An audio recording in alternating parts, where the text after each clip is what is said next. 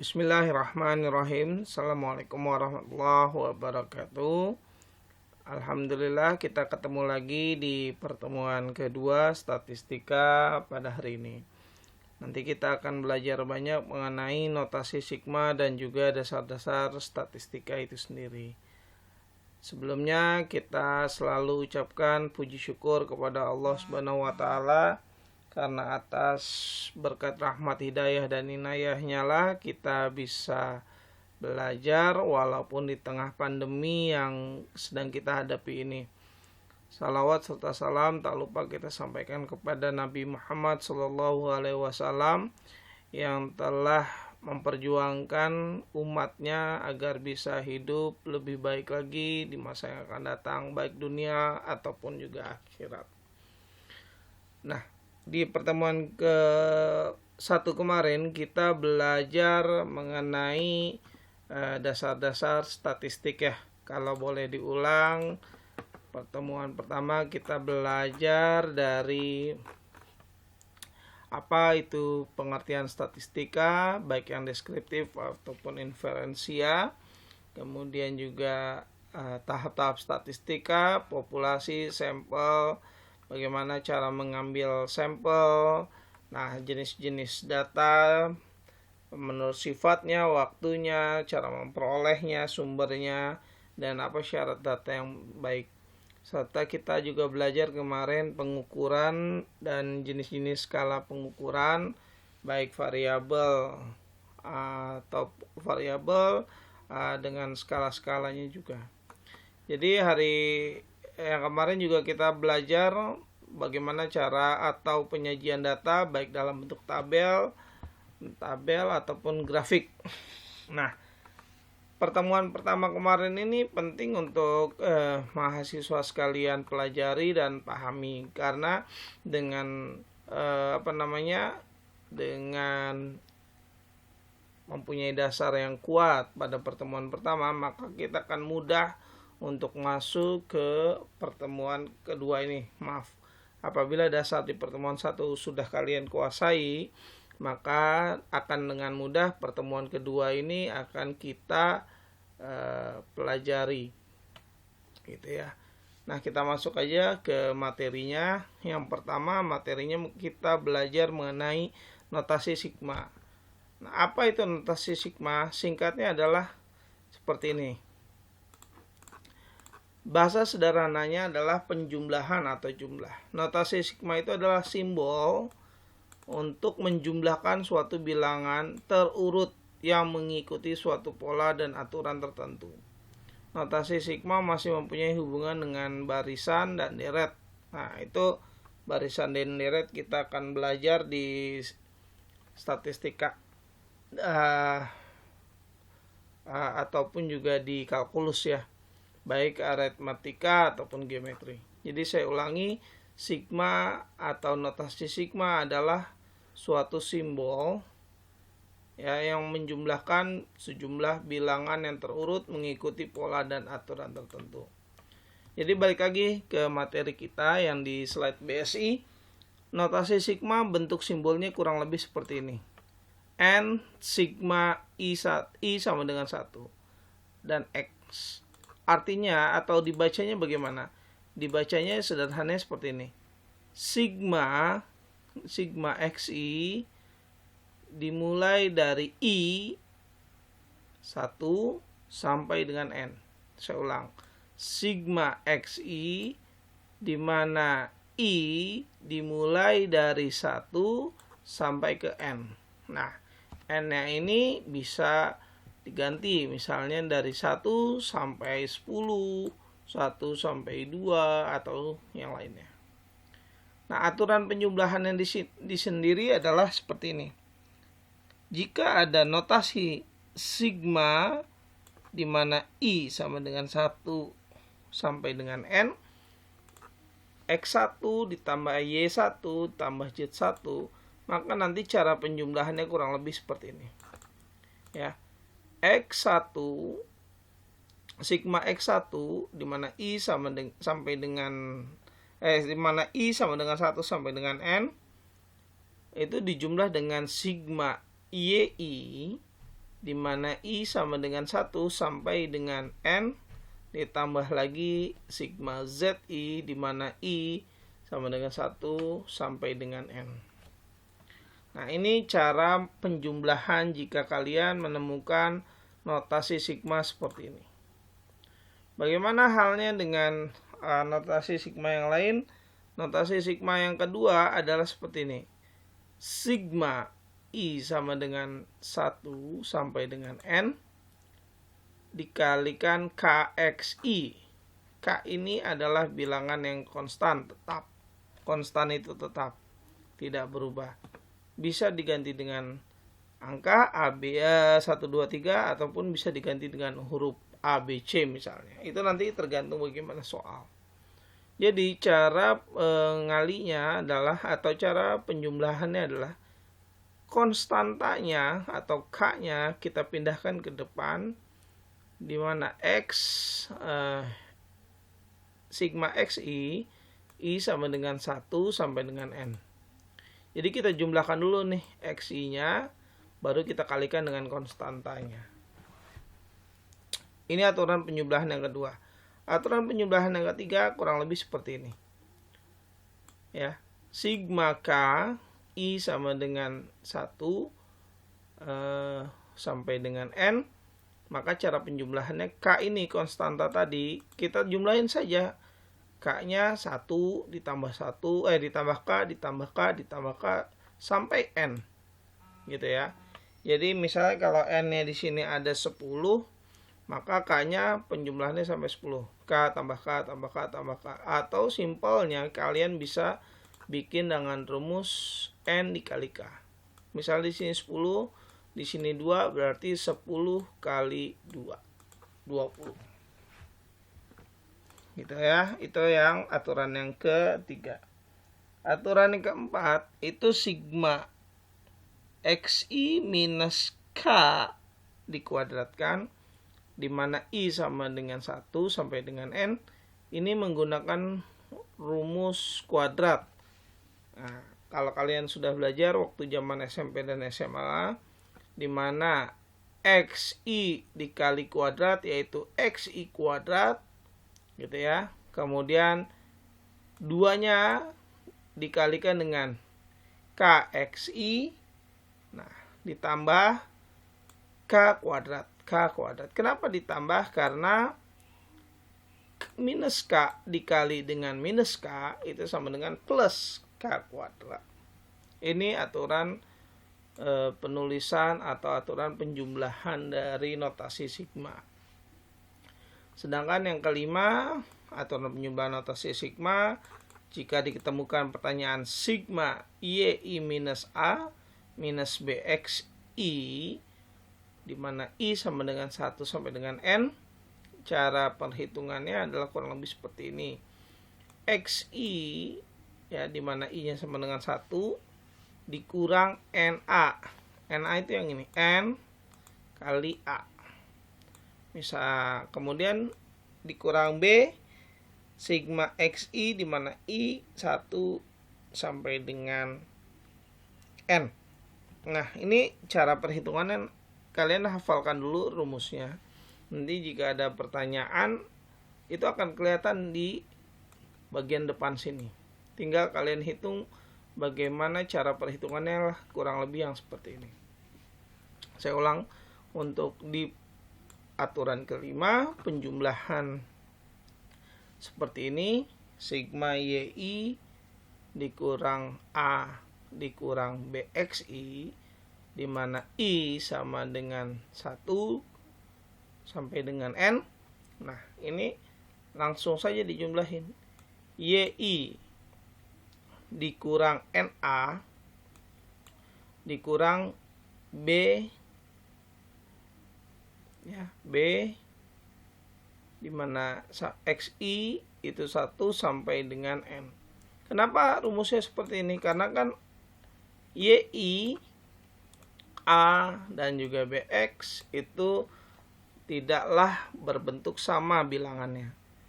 Ya, beda kalau misalnya ini dikuadratkan, ini bisa dikalikan langsung. Tapi kalau YI minus A minus BXI, maka cara perhitungannya kurang lebih seperti ini. Ini kalian hafalkan dulu rumusnya. Ya, oke. Next. Nanti kalau ada pertanyaan, kalian bisa tanyakan di sesi tanya jawab di grup WA kita. Nah, berikutnya kita akan menjelaskan bagaimana pengertian dari distribusi frekuensi. Kalau distribusi frekuensi sendiri adalah menyusun data ke dalam kelas-kelas tertentu, di mana setiap individu atau item hanya masuk ke dalam kelas tertentu saja. Jadi, kalau distribusi frekuensi sederhananya adalah pengelompokan data berdasarkan kemiripan ciri. Ya, ini penjelasan paling mudahnya untuk distribusi frekuensi. Tujuannya kenapa sih? Kenapa harus diatur gitu ya? Intinya dengan pengaturan data ya yang belum dikelompokkan ke dalam bentuk yang lebih rapi, maka kita akan mudah melakukan perhitungan nantinya. Tapi pengaturan data ini tidak mengurangi inti informasi yang ada. Nah, distribusi frekuensi itu apa aja? Yang pertama, distribusi numerikal, yaitu pengelompokan data berdasarkan angka-angka tertentu. Biasanya disajikan dalam bentuk grafik histogram. Nah, nanti kita akan belajar ya bagaimana membentuk atau membuat grafik histogram. Yang kedua, distribusi frekuensi kategorikal, yaitu pengelompokan data berdasarkan kategori-kategori tertentu. Biasanya disajikan dalam grafik batang, lingkaran, dan gambar. Jadi yang dibedakan satu, kalau numerikal hanya dalam berupa histogram, kalau kategorikal berbentuk batang, lingkaran, ataupun gambar. Nanti kita akan belajar lagi. Di dalam distribusi frekuensi itu kita akan mengenal yang namanya kelas. Ingat, distribusi frekuensi tadi adalah mengelompokkan data. Mengelompokkan dalam bentuk apa? Dalam bentuk kelas. Nah, jadi golongan-golongan data yang sama tadi dimasukkan ke dalam kelas. Misalnya ada anak yang tinggi badannya di bawah 100. Nah, itu kelompok datanya adalah di bawah 100. Itu kelompok yang pertama. Gitu ya. Nah, kelompok kelas ini atau kelompok data ini atau penggolongan data ini dibatasi dengan nilai terendah dan nilai tertinggi yang masing-masing dinamakan batas kelas. Oke ya, saya ulang.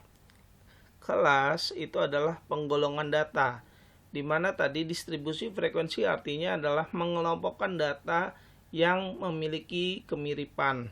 Nah, itu masukin ke dalam kelas. Di kelas sendiri ada batasnya, yaitu nilai tertinggi dan juga nilai terendah, yang kita namakan batas kelas. Batas kelas atau kelas limit itu adalah nilai batas pada setiap kelas dalam sebuah distribusi terbagi menjadi dua, stage class limit dan juga class boundaries atau tepi kelas. Apa itu stage class limit dan class boundaries? Kita akan jelasin berikut. State class limit adalah batas-batas kelas yang tertulis dalam distribusi frekuensi. Terdiri dari batas bawah kelas dan juga batas atas kelas. Gitu ya. Jadi di sini ada dua stage class limit, batas yang tertulis dalam distribusi frekuensi. Misalnya batasnya adalah tadi kan kita kelompokin orang-orang yang tinggi badannya di bawah 100 gitu ya. Nah, ternyata kalau kita hitung-hitung data tertingginya adalah 97 cm dan data yang terendahnya adalah 60 cm. Nah, itulah batas kelasnya. Ada batas kelas yang atas kita namakan upper class limit, yang tadi senilai 97 cm. Dan yang kedua adalah lower class limit atau batas bawah kelas yang tadi 60 cm. Nah, kalau class boundaries itu atau tepi kelas adalah batas kelas yang sebenarnya. Apa maksudnya batas kelas yang sebenarnya? Batas kelas yang dapat kita hitung berdasarkan pengukuran di kelas tersebut. Nah, gitu bagaimana cara mendapatkannya? Nanti kita akan belajar rumusnya. Bedanya stats itu tertulis di frekuensi, tabulasi frekuensi, tabel frekuensi atau distribusi frekuensi. Nah, sedangkan kalau class boundaries ini kita ada pengukuran untuk bagaimana mendapatkan lower class boundaries dan upper class boundaries. Ya, kalau masih bingung nggak apa-apa, nanti kita bisa tanya di diskusi. Yang kedua, kita akan belajar namanya kelas interval atau panjang kelas atau lebar kelas. Sederhananya, kelas ini interval merupakan lebar dari sebuah kelas yang dihitung dari perbedaan antara tepi kelas. Jadi lebarnya ya. Lebarnya kita bisa hitung misalnya tadi 97 sampai 60. Nah, itu lebarnya kelas. Kalau midpoint adalah titik tengah rata-rata hitung dari batas kedua kelas atau kedua batas kelasnya tadi, tepi atas sama tepi bawah. Oke ya. Kalian pahamin dulu atau kalian ulang-ulang lagi sebelumnya, bisa dimatiin videonya dulu, kalian ulang-ulang lagi supaya teorinya dapat dulu, karena setelah ini kita akan masuk ke dalam perhitungan. Nah, yang berikutnya yang perlu kita pelajari adalah bagaimana sih menyusun distribusi frekuensi. Nah, ada step by stepnya yang perlu kalian lakukan. Yang pertama adalah membuat array atau mengurutkan data.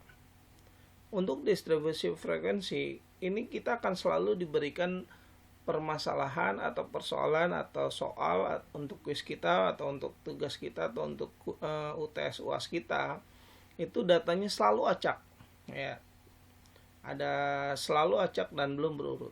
Untuk penyusunan distribusi frekuensi, yang pertama kali harus dilakukan adalah mengurutkan data dulu, karena tadi pada saat kalian mengurutkan data pada distribusi frekuensi, itu akan memudahkan kita dalam menghitung distribusi itu frekuensi itu sendiri tanpa mengurangi atau menghilangkan informasi utamanya gitu ya. Yang kedua, menentukan jangkauan atau range, yaitu data nilai terbesar dikurang data nilai terkecil gitu ya. Nah, selanjutnya langkah ketiga adalah menentukan banyaknya kelas. Jadi nanti data acak ini belum ada kelasnya. Bagaimana cara kita membentuk kelasnya? Tadi yang pertama kita membutuhkan data range atau jangkauan, di mana range itu didapatkan dari data maksimum dikurang data minimum. Misal tadi ada soalan datanya tertinggi adalah 100, minimumnya adalah 5. Data totalnya itu 100 dikurang 5 adalah range atau jangkauan. Nah, kalau untuk menghitung banyaknya kelas, kita menggunakan rumus Sturges. Ya, kita menggunakan rumus Sturges, di mana rumusnya adalah K sama dengan 1 plus 3,3 log N. Nanti hasilnya K ini adalah kelas itu sendiri, sedangkan N adalah jumlah data yang diobservasi. Gimana cara perhitungannya? Nah, untuk biar memudahkan, kalian bisa menggunakan kalkulator saintifik ya, kalkulator saintifik. Misal datanya ada 100 ya, data yang kita observasi. Jadi kita bisa membentuk kelasnya adalah seperti ini. 3,3 log, mana log,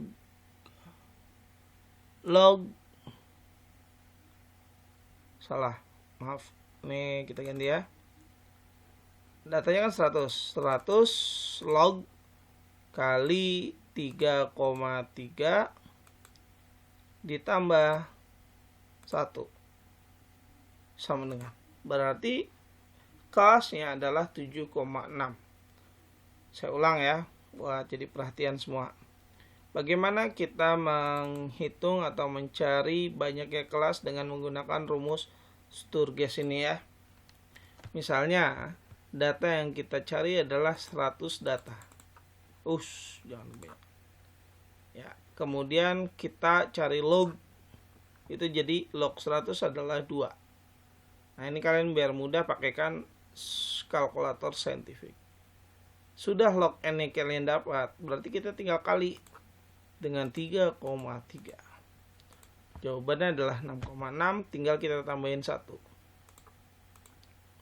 Gitu ya, jadi 7,6. Jadi banyaknya kelas itu kita bisa tentukan adalah 7,6. Kalau kelas itu harus angka bulat, tidak mungkin desimal. Artinya kita perlu genapkan ke atas. Jadi untuk soalan kita, kelas yang kita bisa buat adalah 8 kelas. Oke. Nah, selanjutnya kita melakukan perhitungan interval kelas. Bagaimana interval atau I kita dapatkan? Yaitu tadi rumus range dibagi K. Misalnya tadi range-nya, mana tadi kalkulator saya? Nah, misalnya tadi range kan 100 dikurang 5. Data tertinggi sama data terendah yang kita ukur dari 100 data tadi. Berarti 95 range kita. Tadi 95, sedangkan K-nya tadi kita sudah hitung 8, jadi dibagi 8. Maka intervalnya adalah 11,8 atau 12. Jadi interval kelas kita bisa bagi menjadi 12 interval.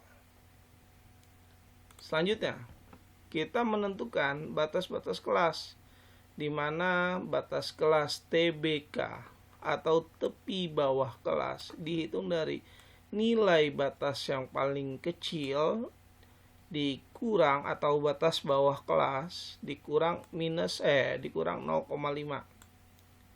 Kemudian TAK atau tinggi atau tepi atas kelas kita dapatkan dari cara batas atas kelas ditambah 0,5 skala terkecil. Panjang interval kelas adalah TAK dikurang TBK. Gitu ya. Nah, BBK dan BAK ini akan selalu ada di dalam persoalan. Gitu. Atau sebaliknya, nanti salah satunya TBK dan TAK akan kita ketahui di persoalan, tapi di BBK serta BAK-nya tidak kita ketahui.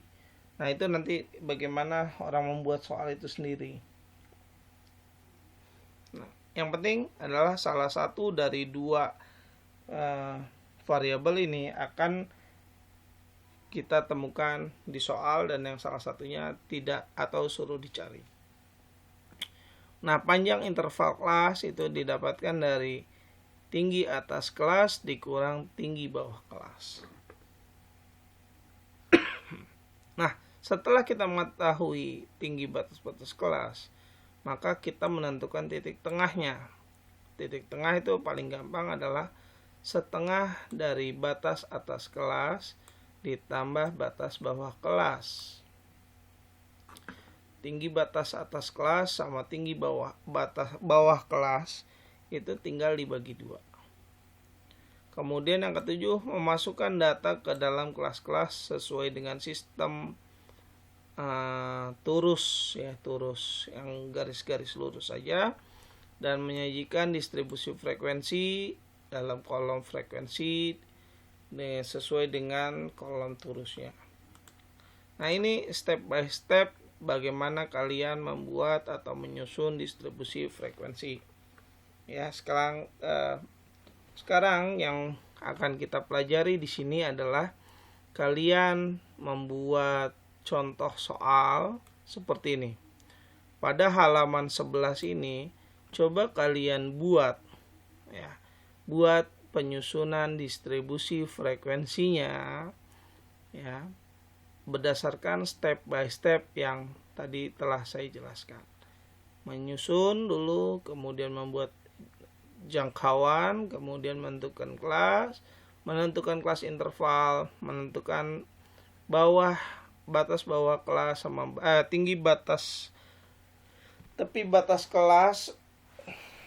tepi bawah kelas dan tepi atas kelas.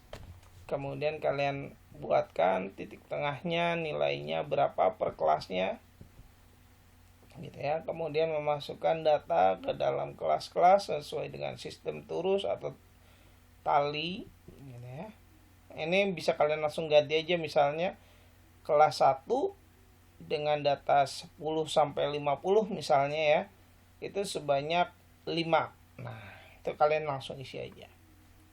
Saya ulang ya. Di halaman 11 ini yang saya mintakan adalah kalian belajar bagaimana kalian membuat distribusi frekuensi ya, dengan step by step yang telah saya jelaskan. Disusun datanya, dibuat jangkauannya, dihitung kelasnya, ditentukan interval kelasnya, kemudian menentukan batas kelas, kemudian menentukan titik tengah, langsung menuliskan berapa frekuensi yang ada di kelas tersebut. Nah, sesederhana itu. Seperti biasa kalian kumpulkan paling lambat contoh soal paling lambat dikumpulkan hari Sabtu. Tanggal berapa hari Sabtu teh? Tanggal 26 September jam 23.59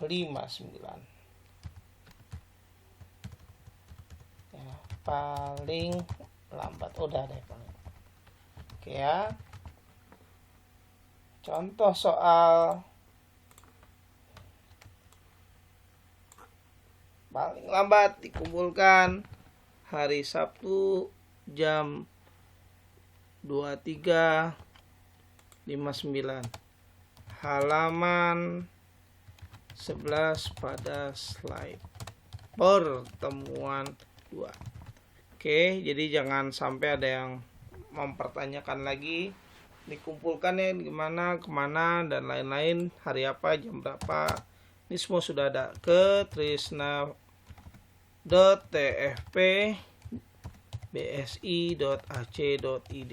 Ini T-nya kecil ya. Kumpulkan via email. Oke. Next, selanjutnya kita akan belajar jenis-jenis distribusi frekuensi. Yang pertama adalah distribusi frekuensi kumulatif. Ini gampang aja lah, kumulatif. Bahasa sederhananya adalah frekuensi-frekuensi yang dijumlahkan, baik yang ada di atas kelas tertentu atau di bawah kelas tertentu. Jadi misalnya tadi kalau kelas 1 ada banyaknya 5 orang atau 5 unit, itu kelas 2 ada 10 unit, berarti frekuensi kumulatifnya adalah 5 tambah 5, 10 unit gitu. Kalau distribusi relatif ini sebenarnya juga sama. Ini jumlah dari frekuensi masing-masing namun dinyatakan dalam persen. Saya ulang, distribusi frekuensi jenisnya itu ada 2, yaitu distribusi frekuensi kumulatif, di mana total atau penjumlahannya baik yang berada di atas atau di bawah nilai tertentu itu tinggal kita jumlahkan hasilnya dalam bentuk angka yang bulat. Nah, kalau distribusi frekuensi relatif itu adalah perbandingan atau menjumlahkan frekuensi masing-masing dinyatakan dalam persentase. Distribusi kumulatif kurang dari, nah ini adalah suatu total frekuensi dari nilai yang lebih kecil dari tepi bawah kelas TBK ya, tepi bawah kelas pada masing-masing intervalnya. Contohnya seperti apa? Contohnya seperti ini. Ya.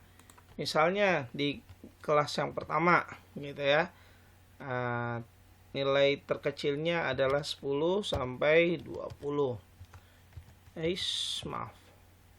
10 sampai 20. Sedangkan ini kelompoknya ya.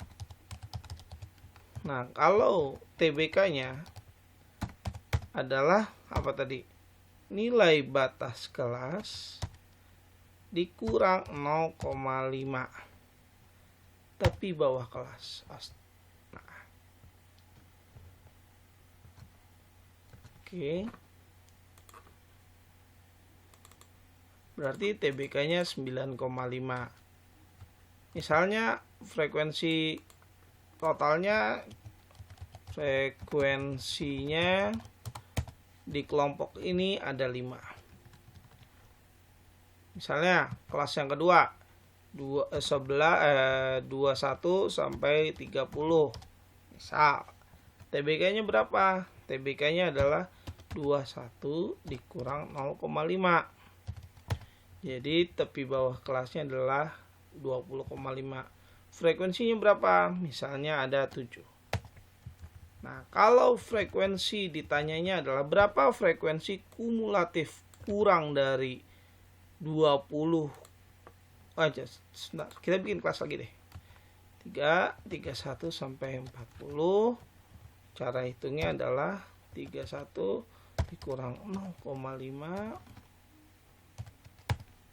30, misalnya frekuensi 4. Nah, jika ditanya frekuensi kumulatif kurang dari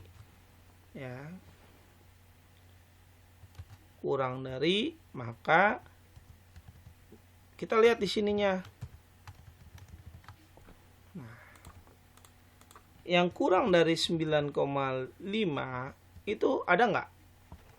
Nggak ada dong, karena kan batas paling bawahnya adalah 10 gitu ya, berarti FKK-nya 0.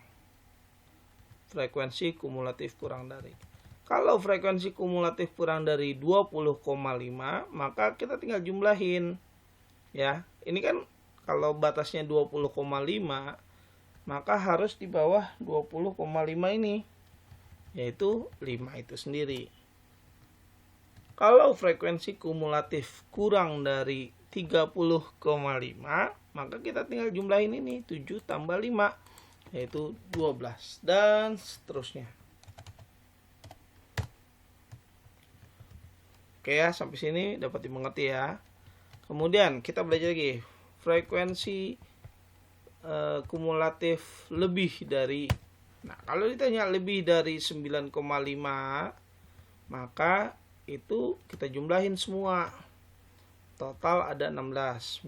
5 tambah 7 tambah 4. 16. Ya.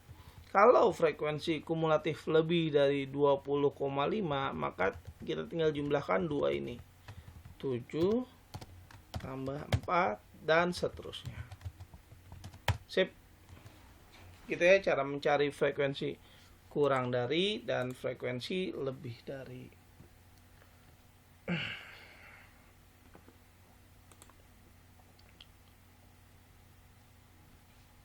Ya, jadi kalau masih ada yang mau ditanyakan, silahkan nanti di grup WA ya.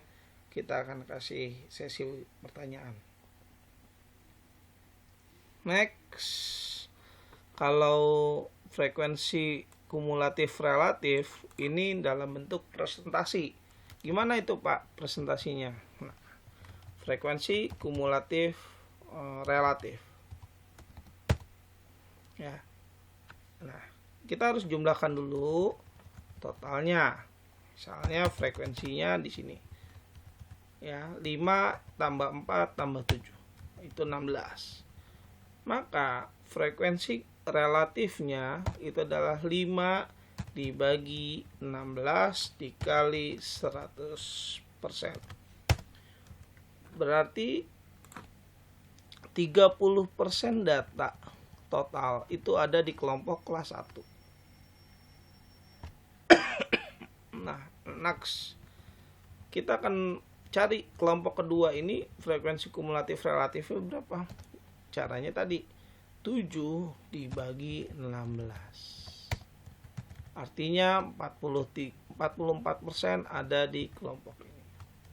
Dan selanjutnya kelompok ketiga atau kelas ketiga, frekuensi relatifnya adalah sebanyak 25%. Nah, kalau kalian total, ini semua harus totalnya 100%. Tidak boleh kurang, tidak boleh lebih untuk semua datanya. Nah, itu cara menentukan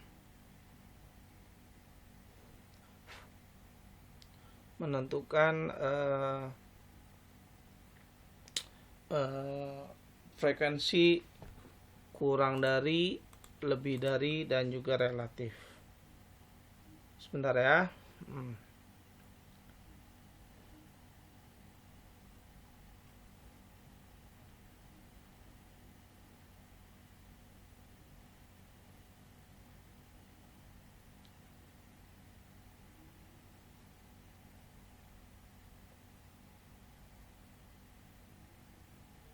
Ya, kita lanjut ya. Sampai sini saya sudah jelaskan teoritis dan juga contoh perhitungannya. Nah, untuk membantu kalian dalam menghitung secara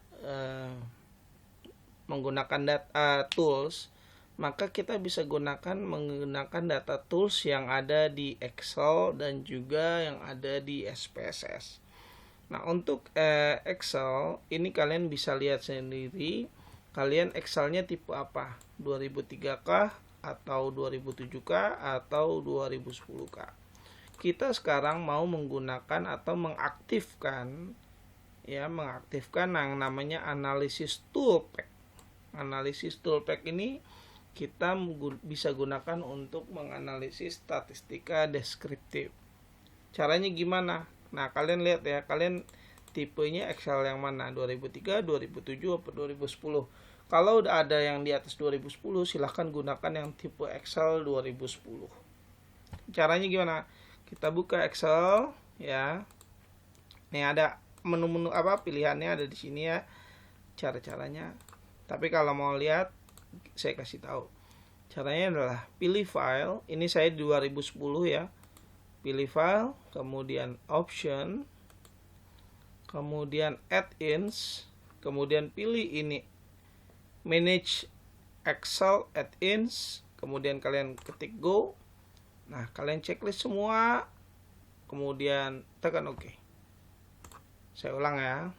Kalian pilih file, kemudian pilih option, kemudian pilih add-ins, kemudian pilih di sini Excel add-ins, kemudian pilih go, kemudian checklist semua, dan akhirnya kalian OK.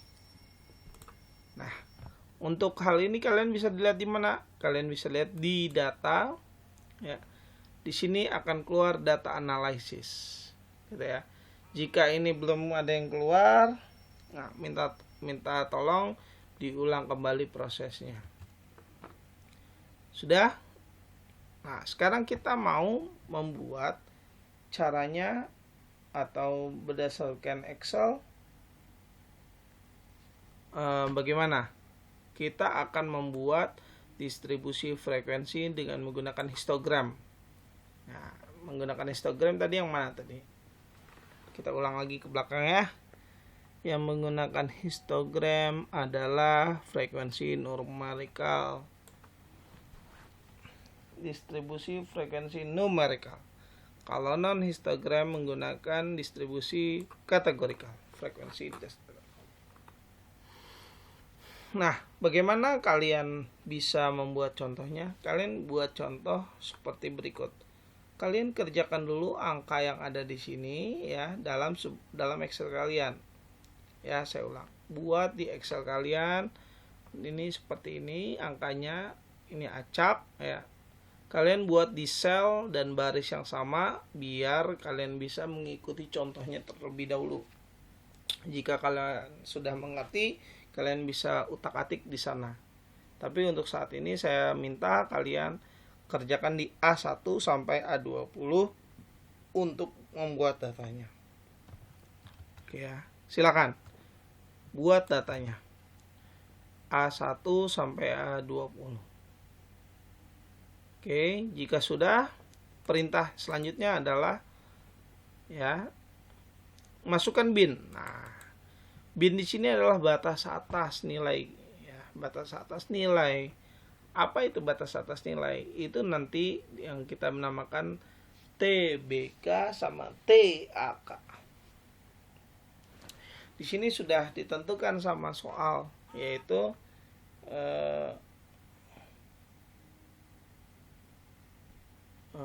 nilainya 14, 19, 24, 25, 29 sampai 34. Kalian buat dulu di D3 sampai D9 dengan angka yang sama ya. Ini contoh saja. Next. Selanjutnya kalian kerjakan itu, maka kita coba buat dengan menggunakan, anggap ini enggak ada ya. Saya hilangkan dulu deh. Saya copy dulu deh, dibuat yang baru. Ship. Gitu ya. Ini contoh tadi saya buat biar memastikan Excel saya bekerja. Kita sudah membuat datanya seperti ini. Kemudian kita pilih bin seperti ini. D4 sampai D9. D3 sampai D9. Maaf. Kemudian apa yang kita lakukan? Kita mau menghitung distribusi frekuensi dan juga histogramnya dengan menggunakan bantuan Excel. Caranya seperti apa? Kalian pilih data analysis, kemudian kalian pilih histogram, kemudian kalian okekan. Kemudian input range-nya kalian ganti di sini A1 sampai A20. Kalau sudah oke, tinggal klik lagi yang posisi di ujung kanan. Sedangkan bin range-nya kalian pilih juga di sini. Oh, nggak kelihatan ya. Nah, ini bin range-nya. Oke. Kemudian output range-nya ini adalah tabulasi ini keluar di poin yang mana atau di sel yang mana. Misalnya saya pilih sel D12. Kalian pilih kumulatif percentage, kemudian chart output. Gitu ya. Kemudian oke. Alah, salah. Maaf. Ini dipilih. Ya oke, kemudian ini pilih sampai sini. Oke, kemudian chart outputnya D12. Oke. Ini sudah di checklist, ini sudah di checklist. Oke. Nah, kita akan keluar datanya seperti ini. Oke ya, silakan mencoba sampai dapat angkanya yang sesuai dan sama dengan data yang ada di saya.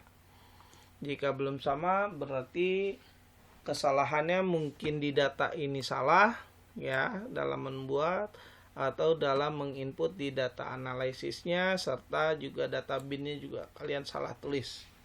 Tolong pastikan itu semua benar ya. Nah, setelah keluar datanya, kalian cek benar apakah sesuai atau sama atau tidak. Pastikan ini benar, matikan dulu videonya, silahkan dicoba. Nah, kalau untuk kalian yang sudah bisa, itu hasil seperti ini maksudnya seperti apa? Apa penjelasan dari data ini? Penjelasan dari data ini adalah seperti berikut. Untuk batas kelas yang pertama adalah 14. Berapa banyak data, kan ini bin ini adalah batas atas kelas. Ya, berarti berapa banyak data atau frekuensi dari data yang ada di sini kurang dari 14. Ya bilang 3. Gitu ya. Kemudian berapa banyak data yang datanya antara 14 sampai 19. Itu sebanyak 5 data. Kemudian berapa banyak data 19 sampai 24? Itu sebanyak 4 data dan selanjutnya. Kita bisa cek nggak? Bisa dong. Nah, ceknya gimana? Cek kurang lebih seperti ini. Kita copy di sini. Nah, kita buatkan ini misalnya data. Kita buatkan filter. Nah, filternya kita urut dari yang terkecil. Wih, ininya berubah. Maaf. Berarti jangan di sini buatnya. Ini insert. Ini insert. Nah, kita buat filter. Tabel.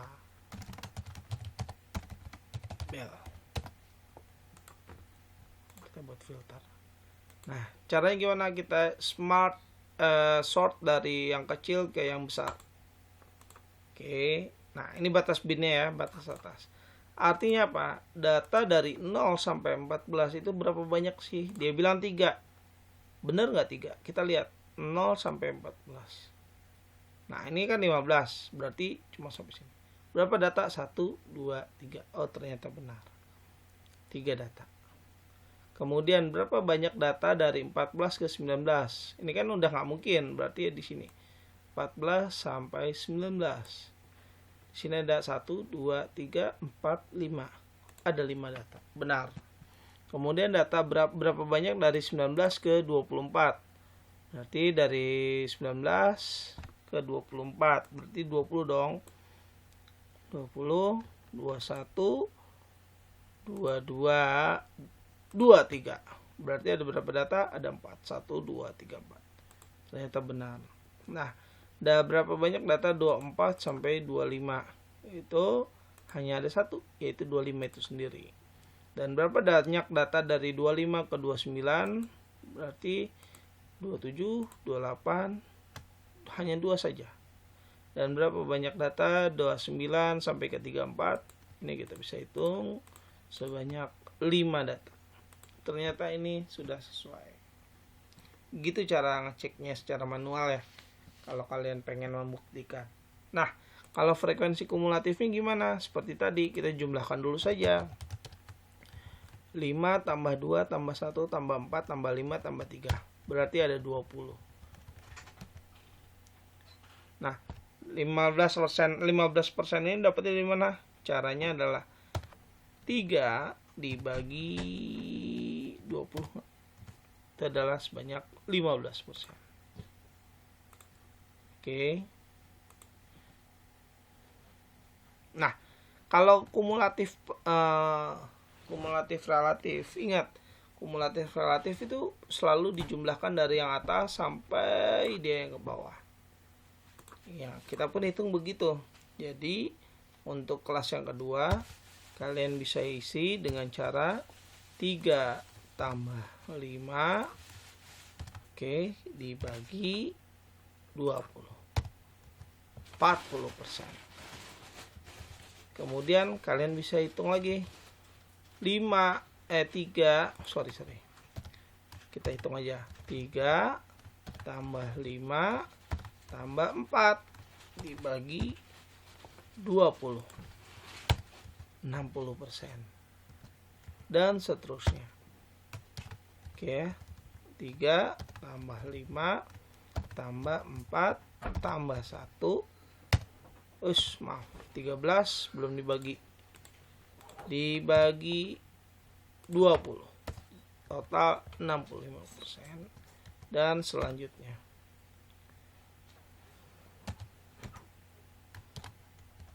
Dua tambah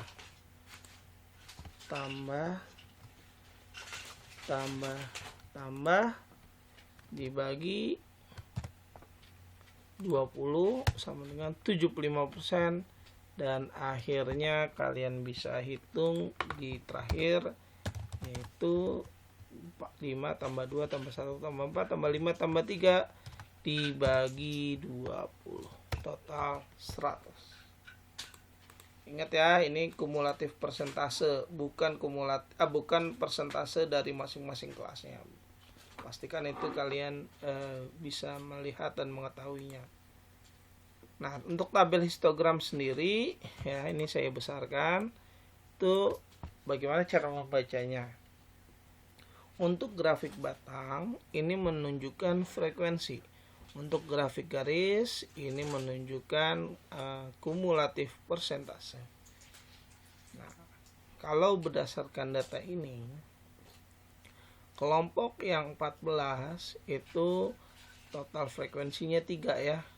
Kemudian kelompok 14-19 itu frekuensi 5 dan selanjutnya. Nah, ini persentasenya tinggal mengikuti garis berdasarkan angka yang ada di tabel. Sampai di sini kalian bisa mengerti. Kalau belum mengerti, kalian bisa lakukan satu, mengulang lagi materi yang sebelumnya, teori yang tadi setelah saya jelaskan. Kemudian dilakukan ulang. Ya, contoh soalnya yang ada di tabelasi yang ini. Kemudian kalian kerjakan ulang. Tapi kalau masih belum dimengerti juga, silahkan ditanyakan di grup WhatsApp segera mungkin supaya kalian tidak lupa. Ini contoh membuat distribusi frekuensi dan histogram dengan Excel. Selanjutnya, kita akan belajar dari SPSS. Ini mungkin kalian tinggal baca saja karena saya tidak punya aplikasi SPSS. Jadi kalian bisa memperhatikan bagaimana cara membuatnya. Yang membedakan antara SPSS sama Excel, SPSS untuk membuat variabelnya atau identitas variabel itu ada sheet tertentunya. Kalau Excel kan tinggal ditulis saja di sini, data A, data B. Kalau SPSS tidak. Tapi SPSS adalah aplikasi untuk pembuatan data statistik yang paling akurat, yang paling bagus dan paling selalu digunakan untuk para praktisi statistik. Next, selanjutnya kita SPSS kita lewatkan dulu ya. Nah, yang akan saya mau jelaskan lagi di sini, kita akan belajar gejala pusat data yang belum dikelompokkan. Ya, kita akan belajar yang namanya gejala pusat data yang belum dikelompokkan. Yang belum dikelompokkan maksudnya seperti apa, Pak? Nah, yang belum dikelompokkan itu seperti ini. Ini tidak ada kelompoknya. Angkanya masih acak-acak, tidak berurutan, dan tidak menunjukkan sesuatu. Gitu ya. Caranya gimana? Ada beberapa langkah yang mesti kalian lakukan. Yang pertama, kalian hitung terlebih dahulu adalah rata-rata hitung. Apa itu rata-rata hitung? Nilai yang mewakili sekelompok data. Caranya gimana? Caranya paling gampang adalah total dari data yang ada dibagi dengan banyaknya data. Contoh ada 10 data berarti N-nya 10. Sedangkan untuk data di dalam kurung ini kalian bisa jumlahkan. Yang kedua, kalian belajar menghitung berapa rata-rata ukur geometri dari dari sejumlah N berdasarkan data dalam akar pangkat bla bla bla. Nah, ini untuk apa sih? Nah, ini kita akan cari nanti rumusnya untuk yang lain. Kita hanya untuk mengukur geometrinya saja seperti apa. Cara rumusnya gimana? Seperti ini. Log G sama dengan sigma log XI dibagi N.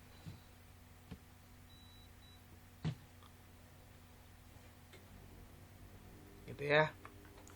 Nah, yang ketiga, kita akan menghitung rata-rata harmonis. Apa itu harmonis? Yaitu kebalikan dari rata-rata hitung. Harusnya tadi kan N-nya di bawah.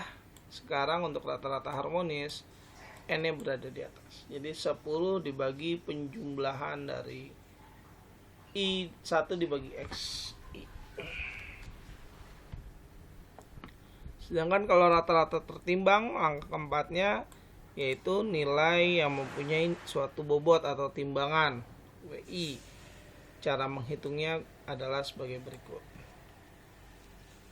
Ya, ini kalian pelajarin dulu aja, hafalkan konsepnya seperti apa, teori seperti apa. Setelah kalian mendapatkan nilai-nilai yang tadi, kalian akan mendapatkan yang namanya median. Apa itu median? Suatu ukuran pemusatan yang berada di posisi tengah dari data yang diurutkan menurut besarnya. Posisi tengah dapat kita cari dengan cara misalnya total datanya ganjil, maka kalian bisa gunakan 2K ditambah 1 atau N median adalah X K plus 1.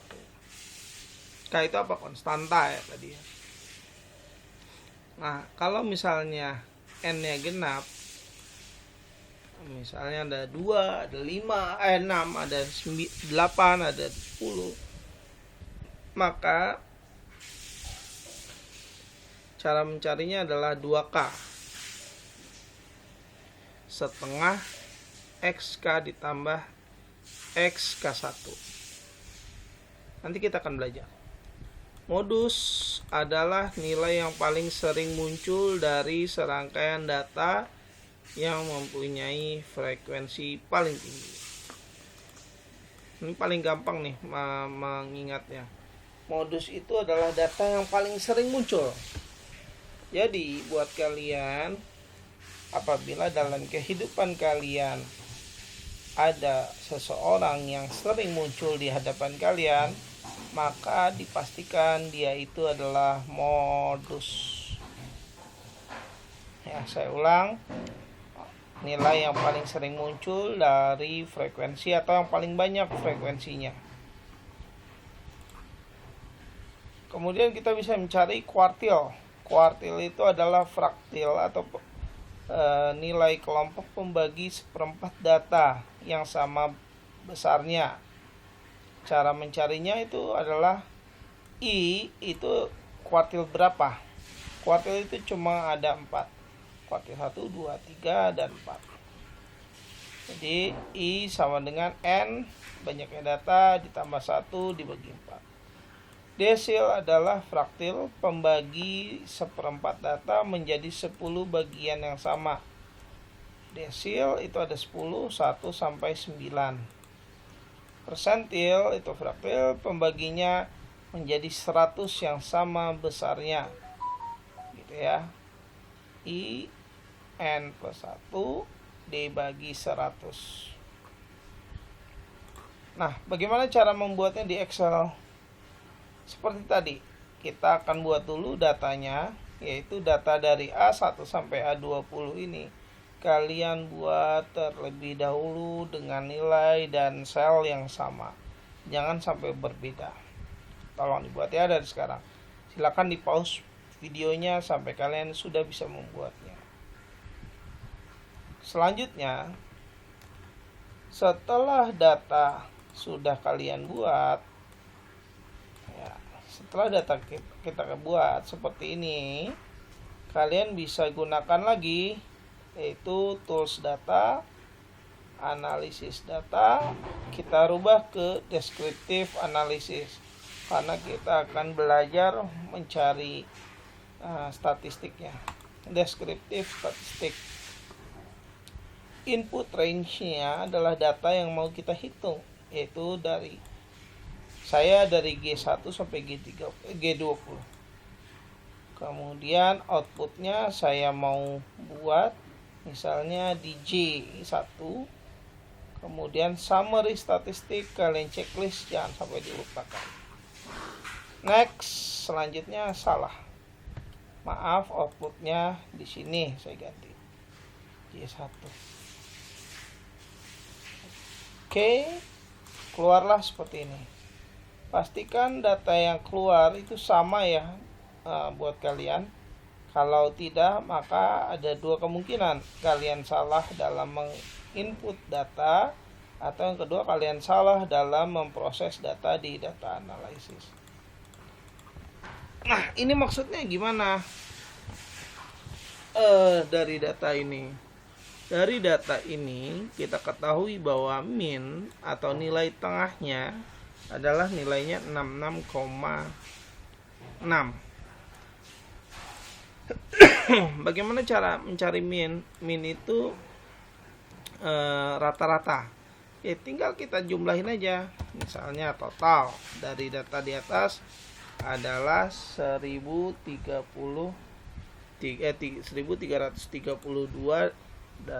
data. Gitu ya.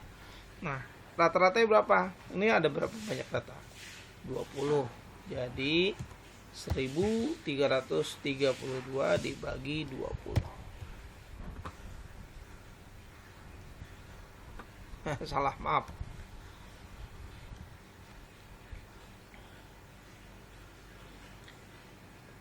Rata-rata itu average, AVG kalau rumus Excelnya ya, AVG dari atas. Cus. Akan hasilnya 67. Belum dibagi 100. Belum dibagi 10 sini.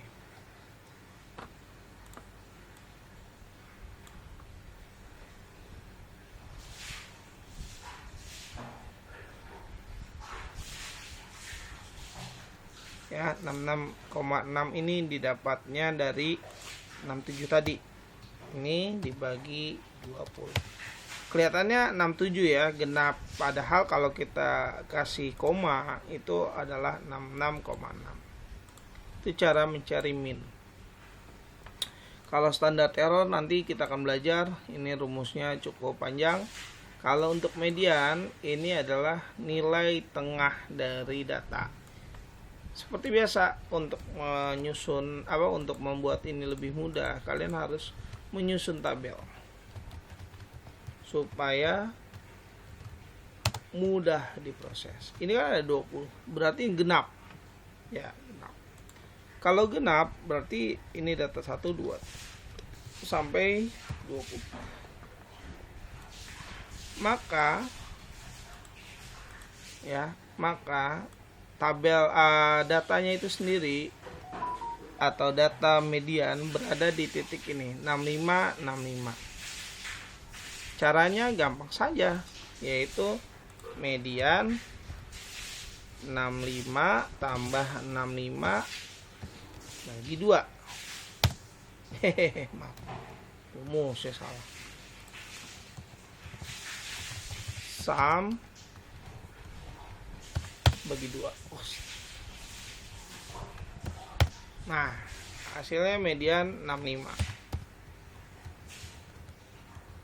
Kemudian modus ya 45. Kita tahu dari mana 45? Kita bisa hitung. Di sini 45 ada 3 kali keluar. Sedangkan yang lain ini juga 45 1 2 3. 3 ini juga 3 ya, 56. Kemudian 65 juga 3. Gitu ya. Nah, 872.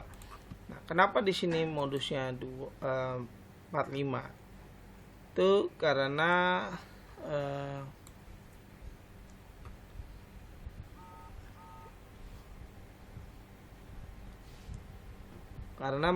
tadi yang dibilang modus itu paling banyak sering keluar 1, tapi untuk diisi datanya dia baru 1 saja, yaitu di 45 karena data yang pertama yang keluar. Sebenarnya juga 56 ada modus juga, dan 65 juga modus juga. Paling banyak keluar, tapi ingat di sini selain frekuensi yang paling tinggi, modus juga nanti ada perhitungannya, gitu ya. Kenapa akhirnya dipilih 45? Kita cukup tahu sampai sini dulu bagaimana 45 dipilih sebagai modus. Nanti ada hitungannya. Nah, nanti juga kita akan belajar ke depannya bagaimana menghitung standar deviasi, sample variance, kurtosis, skewness. Nah, dan ya, ini akan kita pelajari di slide yang akan datang. Tapi untuk saat ini kalau range itu 56. Dapatnya dari mana 56? Ini 98 dikurang 40. Maka ini range-nya 56. Ini median. Maksimum 98 ya, datanya maksimum. Minimum 40 datanya. Sum total data adalah 132 yang ini. Dan count ini ada 20, maksudnya apa? Yaitu sebanyak 20 data. Begitu cara membaca tabel yang ada di sini. Oke ya.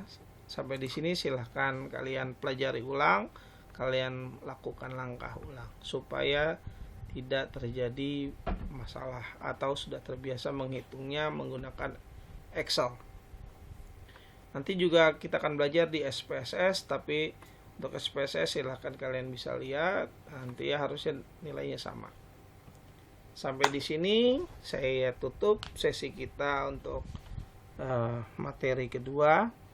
Selanjutnya jika ada pertanyaan, kemudian ada kesulitan, silahkan kalian kemukakan di grup WhatsApp kita. Dan selanjutnya kita akan berikan tugas, di mana tugas ini akan saya berikan sekitar 10 menit sebelum waktu kita berakhir menggunakan Google Form. Saya tutup sampai di sini. Assalamualaikum warahmatullahi wabarakatuh.